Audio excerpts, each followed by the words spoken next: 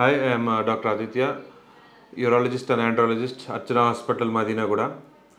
So చాలామంది patients అడుగుతూ ఉంటారు కిడ్నీ ఆపరేషన్లు ఎలా చేస్తుంటారు, కట్ చేసి చేస్తారా లేదంటే ఎండోస్కోపిక్గా చేస్తారా అని.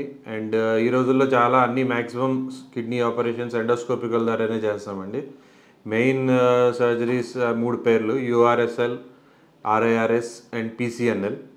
సో యూఆర్ఎస్ఎల్ అంటే మనం యురేటర్, కిడ్నీ నుంచి వచ్చే యురేటర్ ఉంటుంది పైప్, ఆ పైప్లో ఇరుక్కున్న స్టోన్స్ కానీ వాటికి యూఆర్ఎస్ఎల్ సర్జరీ చేస్తాం. సో పీసీఎన్ఎల్ సర్జరీ ఏంటంటే ఇది కిడ్నీలో ఉన్న స్టోన్స్కి చేసే సర్జరీ అండి. ఇది మెయిన్గా కిడ్నీకి చిన్న హోల్ పెట్టి చేస్తాము. ఇంకోటి పీసీఎన్ఎల్ కాకుండా రీసెంట్ అడ్వాన్సెస్ ఏంటంటే ఆర్ఐఆర్ఎస్ అంటాం, రెట్రోగ్రేడ్ ఇంట్రానీనల్ సర్జరీ అని.